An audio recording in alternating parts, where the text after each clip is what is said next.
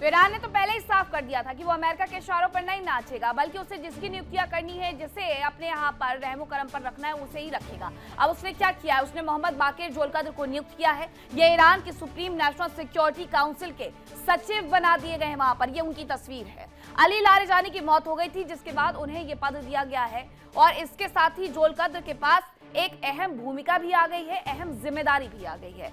साल 1954 में ईरान के फासा शहर में इनका जन्म हुआ था। ये भी उसी लारिजानी के वक्त के आसपास के हैं। तेहरान यूनिवर्सिटी में इकोनॉमिक्स में इन्होंने बैचलर डिग्री ली थी। ये इनका बैकग्राउंड है। जोलकद्र 1978 में एक यूएस इंजीनियर और तेल कंपनी के मैनेजर की हत्या का आरोप भी जोलकद्र पर लगा था। इसके बाद यूएनएससी के प्रस्ताव 1747 के तहत प्रतिबंधित सूची में इनका नाम शामिल कर दिया गया था। यानी ईरान में उन लोगों को बैठाया जा रहा है जो अमेरिका में पहले से ही प्रतिबंधित हैं।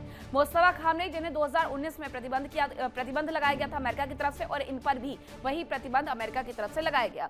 ईरान इराक युद्ध के दौरान जोलकद्र ईरान के टॉप कमांडर्स में शामिल रहे हैं। उस वक्त भी मिलिट्री डिवीजन रमजार गैरिसन के सह संस्थापक और कमांडर भी ये रह चुके हैं। मुख्य रूप से ईरान के बाहर गतिविधियां चलाता था रमजान गैरिसन। ये उससे मिले हुए थे। आईआरजीसी की विदेशी शाखा कुद्स फोर्स की नींव बना रमजान गैरिसन।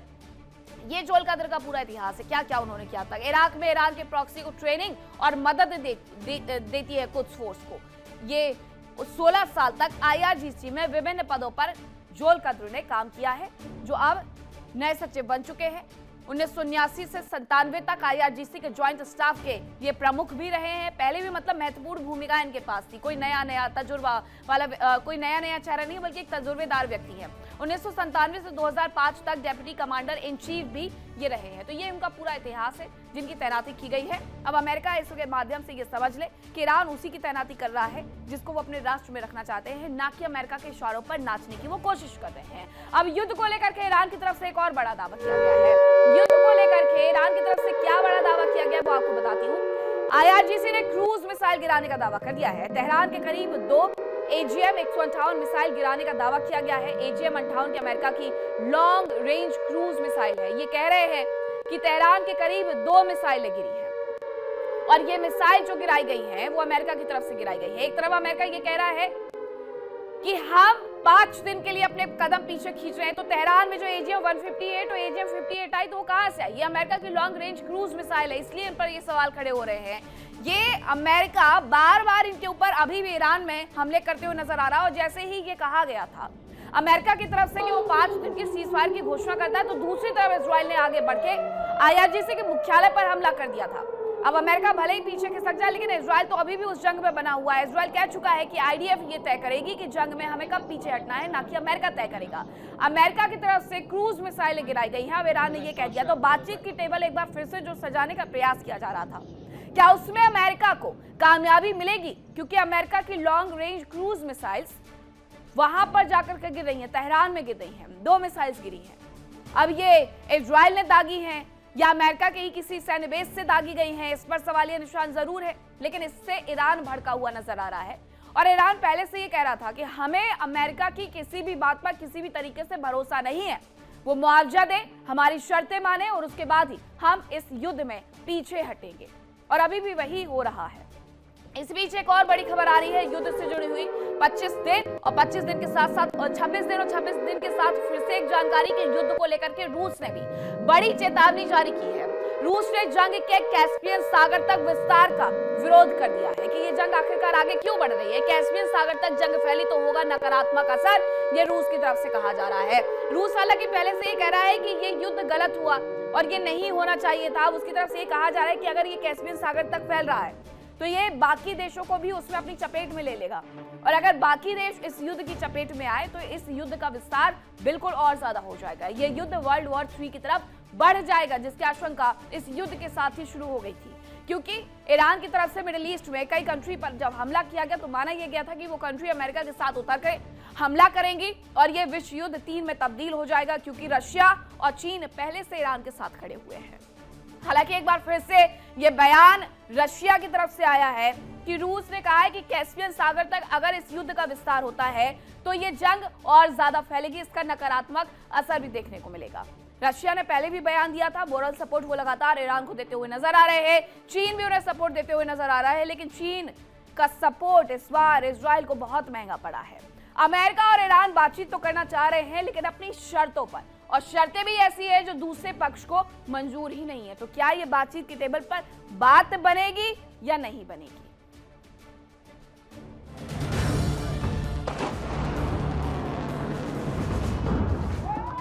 अमेरिका और इजराइल के ईरान पर हमले जारी हैं। हमलों की इंटेंसिटी और फ्रीक्वेंसी देखकर दुनिया टेंशन में है कि कहीं यह युद्ध परमाणु युद्ध में न तब्दील हो जाए। इस बीच राष्ट्रपति ट्रंप दावा कर रहे हैं कि ईरान समझौता चाहता है और ईरान के एक वरिष्ठ नेता के साथ बातचीत चल रही है। हालांकि ईरान ने बातचीत की बात को नकार दिया है। माना जा रहा है कि ईरान अपना पक्ष मजबूत करने की कोशिश में है। ईरान के मिडिल ईस्ट और इजराइल पर भीषण हमले जारी हैं। तबाही की आग पूरे अरब जगत को जला रही है। माना जा रहा है कि बातचीत के पहले ईरान अपना पक्ष मजबूत करने की कोशिश में है ताकि वो अपनी शर्तों पर बातचीत को मोड़ सके। ईरान की मांग है कि वो परमाणु कार्यक्रम को कुछ समय के लिए स्थगित कर सकता है। हालांकि उसने साफ कर दिया है कि वो परमाणु कार्यक्रम को शांतिपूर्ण कार्यक्रमों के लिए इस्तेमाल कर रहा है।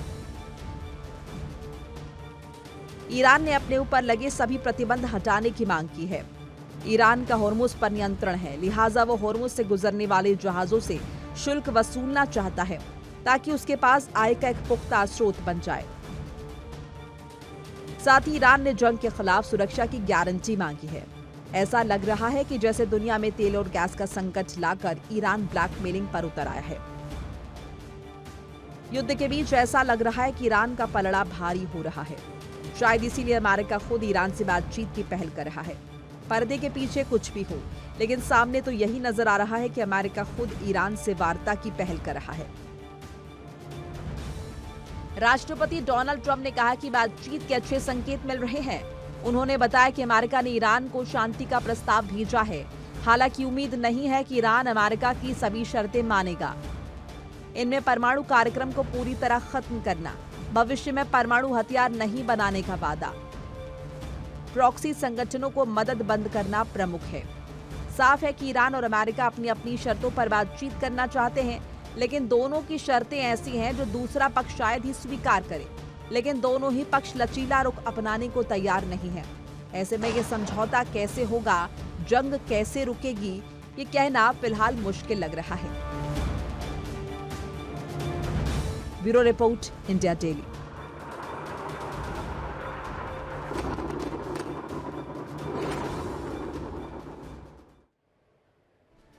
ये समझौता सिर्फ और सिर्फ ईरान की शर्तों पर हो सकता है। अब ईरान की शर्तें क्या है इस युद्ध में पीछे हटने की, वो जरा आपको बता देती हूँ। सबसे पहली शर्त यह है कि खाड़ी में सभी जो अमेरिकी सैन्य बेस है उसे बंद करना होगा। इसके साथ ही हमलों से जो नुकसान हुआ है उसका मुआवजा भी देना होगा।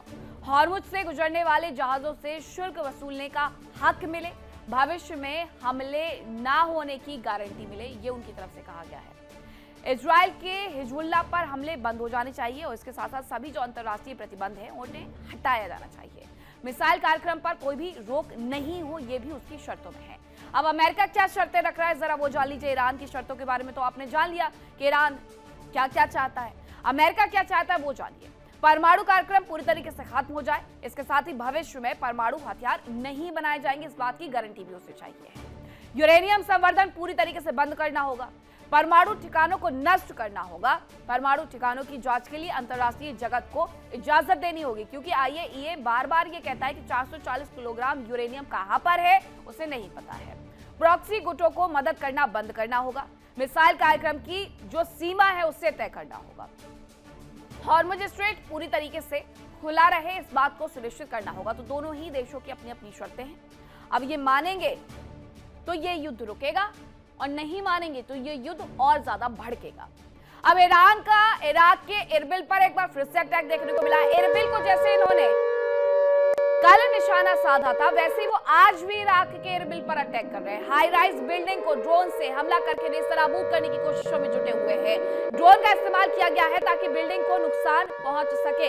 इरबिल में ये हुआ है, ये वो हाई राइज बिल्डिंग है जहां पर ड्रोन से अटैक किया गया है। जरा ये देखिए, ये ऊपर से ये पूरी बिल्डिंग आग का गोला नजर आती है और ये जलते हुए नजर आ रही है। यहाँ से सामने से गुजरता हुआ ट्रैफिक है और यहाँ हाई राइज ये बिल्डिंग है और यहाँ हमला जो किया गया है उसकी वजह से नुकसान तो बिल्कुल हुआ है। एरबिल में बहुत ज्यादा नुकसान किया गया है। एरबिल इंटरनेशनल एयरपोर्ट को नुकसान पहुंचाया गया है। एरबिल में हाई राइज बिल्डिंग्स को नुकसान पहुंचाया जा रहा है। अमेरिकी सैन्य बेस को तो नुकसान पहुंचाया ही जा रहा है। अमेरिका तो खैर उनके सामने खड़ा हुआ है, जहां जहां उन्हें अमेरिका नजर आ रहा है वहां वो अमेरिका को उजाड़ कर रहे हैं। लेकिन इन बिल्डिंग्स को निशाना बनाने का क्या तात्पर्य है? ये मिडिल ईस्ट की कंट्री है जो पीछे हटी हुई है इस बात पर कि सामने जो खड़ा है वो कभी हमारा मित्र राष्ट्र हुआ करता था, हमारे में से ही एक है। लेकिन ईरान अपने आप को शायद उनमें से एक नहीं समझता, इस वजह से इराक पर बार बार हमले कर रहा है। ईरान के राष्ट्रपति मसूद पेजेश्कियन की तरफ से ये कहा गया था कि मिडिल ईस्ट में जो भी देश है हम उन पर कोई हमला नहीं करेंगे। IRGC ने इस बात का विरोध किया था और IRGC के विरोध के बाद की ये तस्वीरें हैं कि जो ये हमला हुआ है उसकी वजह से अच्छा खासा नुकसान इस बिल्डिंग में तो कर ही दिया गया है। आसपास जो लोग गुजर रहे हैं, नीचे चिंगारियां इसकी गिर रही हैं। किसी भी व्यक्ति को इससे क्षति हो सकती है, हानि हो सकती है, लेकिन ईरान का इससे कोई लेना देना नहीं है। देखिए इंडिया डेली 24/7 अब आपके स्मार्ट टीवी पर। इंडिया डेली मौजूद है सभी डिजिटल प्लेटफॉर्म पर लाइव और लगातार। इंडिया डेली 24/7 हर दिन राष्ट्र को समर्पित।